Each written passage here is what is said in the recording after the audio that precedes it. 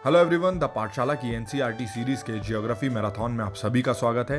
पिछले वीडियो में हम लोगों ने पढ़ा था चैप्टर 4 मैप्स या मानचित्र, जिसमें हमने ये पढ़ा था कि मैप्स किन किन कंपोनेंट्स या घटकों से मिलकर बना होता है, मैप्स कितने तरह के होते हैं और इनसे हमें क्या क्या जानकारी मिल सकती है। आई होप आपने वो वीडियो देखा होगा। अगर आपने वो वीडियो नहीं देखा तो उसकी लिंक डिस्क्रिप्शन में दी हुई है, जिसकी हेल्प से आप चैप्टर 4 पढ़ सकते हैं और इसके पहले के चैप्टर्स की लिंक भी डिस्क्रिप्शन में दी हुई है। तो आइए हम बिना कोई टाइम वेस्ट किए शुरू करते हैं chapter 5 major domains of the earth, पृथ्वी के प्रमुख परिमंडल। हमने चैप्टर 1 में पढ़ा था, या जैसा कि हम जानते भी हैं, कि अर्थ एक ऐसा प्लानेट है जहां पर लाइफ या जीवन है, और यहां पर लाइफ के होने का कारण है यहां पर ज़मीन, हवा और पानी का होना। एनवायरनमेंट या पर्यावरण के जो 3 मेजर कंपोनेंट्स हैं, यानी कि जो मुख्य घटक हैं, वो हैं ये ज़मीन, हवा और पानी। और हम अर्थ सरफेस या पृथ्वी की सतह की बात करें तो यहाँ पर ये तीनों आपस में मिलते हैं और एक दूसरे के साथ हम इनका रिलेशन या एक दूसरे पर इनका असर हम देख सकते हैं। हम लोग जिस ज़मीन पर रहते हैं या जिस सॉलिड पार्ट पे हम लोग रहते हैं, इसे कहते हैं लिथोस्फीयर या भूमंडल। लिथोस्फीयर जो वर्ड है, ये बना है एक ग्रीक वर्ड लिथोस से, जिसका मतलब होता है पत्थर। वो गैशियस लेयर्स या हवा की वो परतें जो अर्थ को चारों तरफ से घेरती हैं, इन्हें हम कहते हैं एटमॉस्फियर या वायुमंडल। एटमॉस्फियर जो शब्द है, ये बना है एक ग्रीक वर्ड एटमॉस से, जिसका मतलब होता है भाप। और इसी एटमॉस्फियर या वायुमंडल में हमें ऑक्सीजन, कार्बन डाइऑक्साइड, नाइट्रोजन और भी कई तरह की गैसेस देखने को मिलती हैं। हम जानते हैं कि अर्थ के ज़्यादातर पोर्शन में हमें पानी ही देखने मिलता है, जैसा कि हमने ग्लोब में भी देखा था। अर्थ का ज़्यादातर एरिया या वो पोर्शन जो पानी ने कवर किया हुआ है, इसे हम कहते हैं हाइड्रोस्फीयर या जलमंडल। हाइड्रोस्फीयर जो वर्ड है, ये बना है एक ग्रीक शब्द ह्यूडोर से, जिसका मतलब होता है पानी।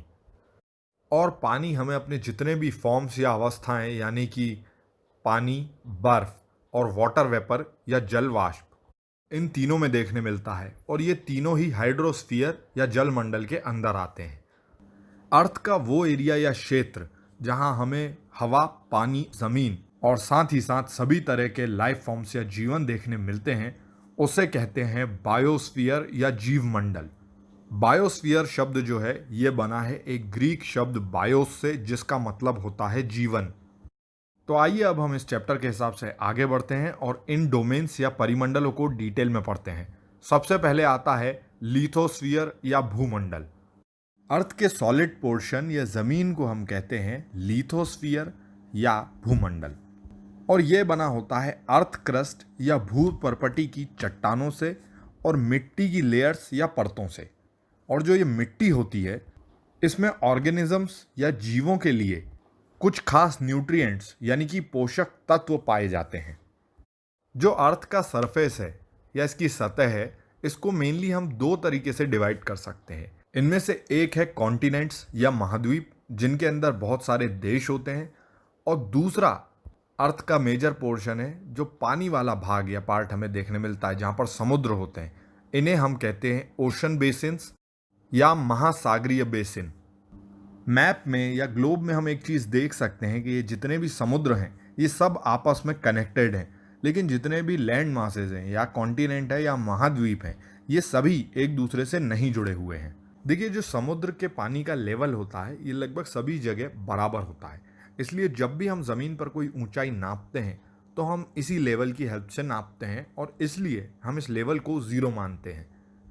यहाँ पर इन्होंने 2 बहुत अच्छे एग्जाम्पल्स दिए हुए हैं, जो कि बहुत अच्छे फैक्ट्स भी हैं, जिन्हें अपने एग्जाम पॉइंट ऑफ व्यू से भी आप नोट कर सकते हैं।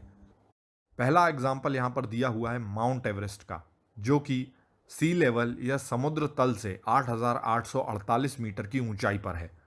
और यहाँ पर दूसरा एग्जाम्पल दिया हुआ है मैरियाना ट्रेंच या मैरियाना गर्त का, जो कि पैसिफिक ओशन या प्रशांत महासागर में 11,022 मीटर की गहराई पर है।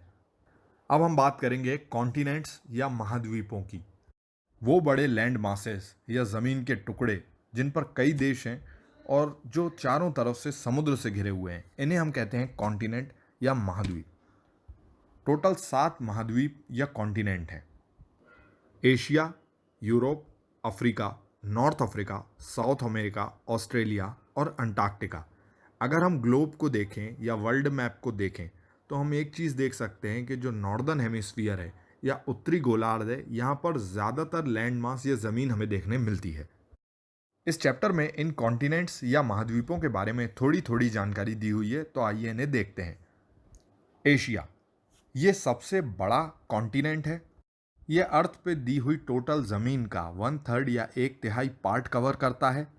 ये अर्थ के ईस्टर्न हेमिस्फीयर या पूर्वी गोलार्ध में आता है और यहाँ से ट्रॉपिक ऑफ कैंसर या कर्क रेखा गुजरती है।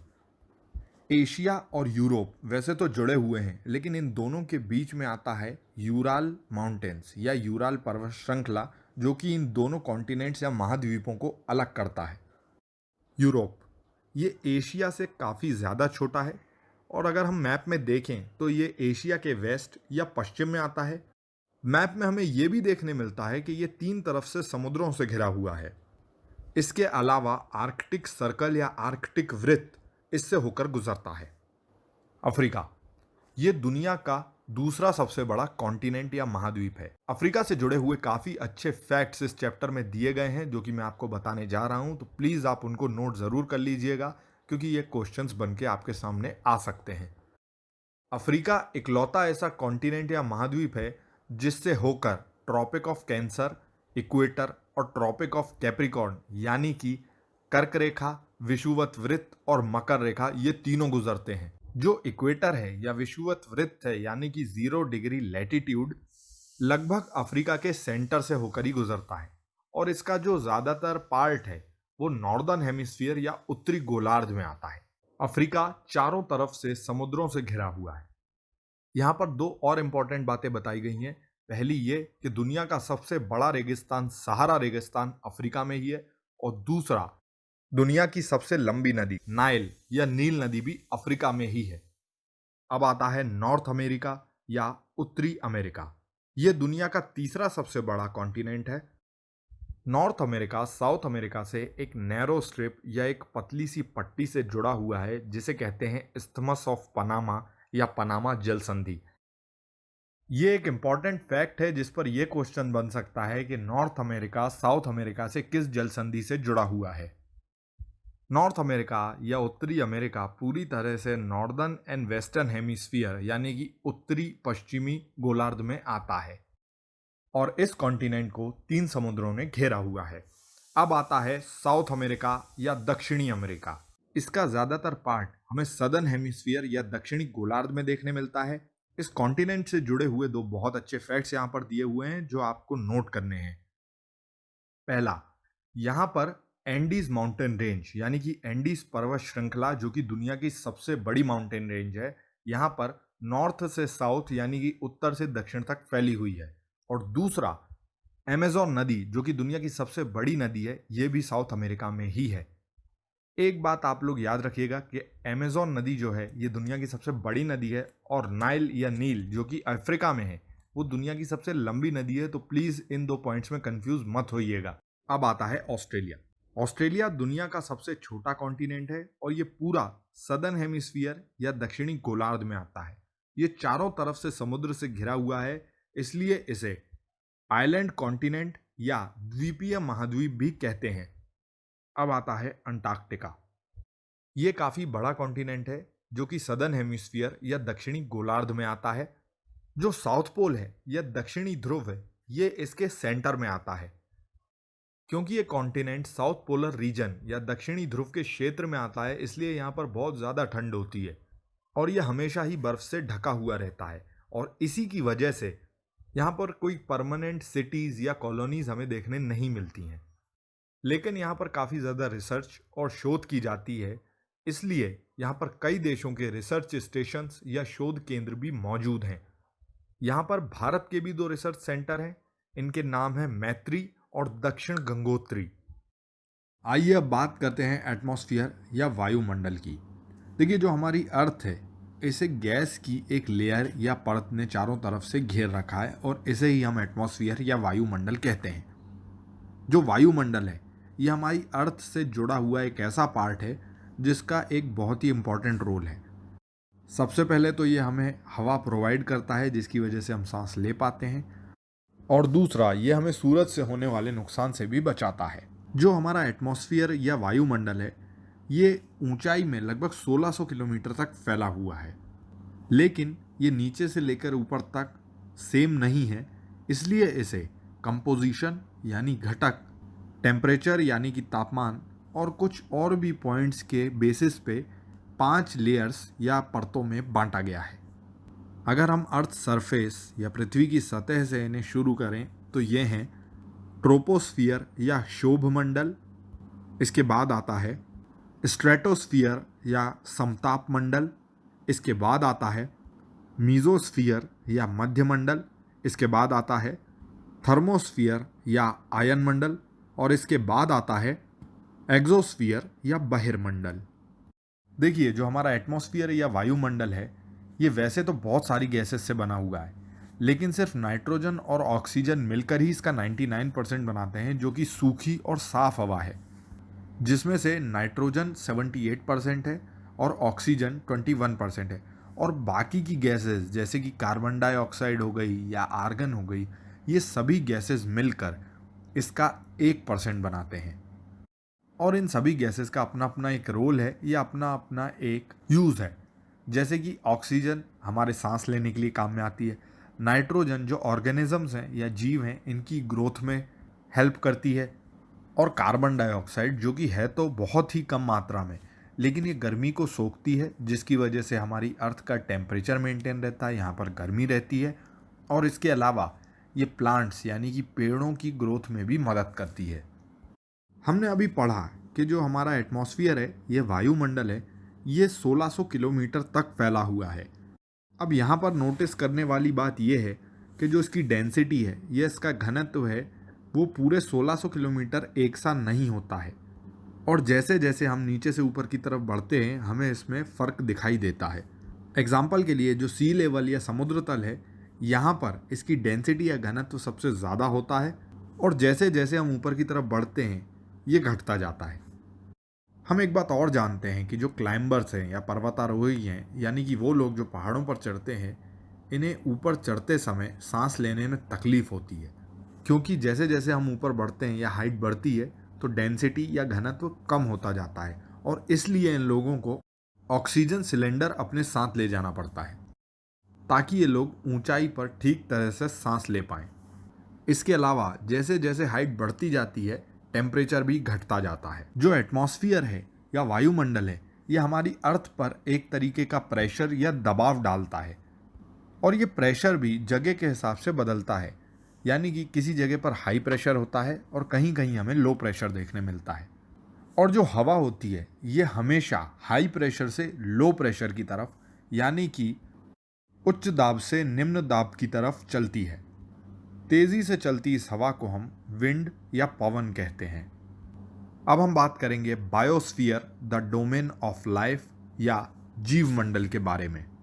हमने चैप्टर के शुरुआत में ही पढ़ा था कि बायोस्फीयर या जीव मंडल वो जोन या भाग है जहाँ पर हवा, पानी और ज़मीन तीनों मिलते हैं, और यहाँ पर हमें लाइफ या जीवन देखने मिलता है।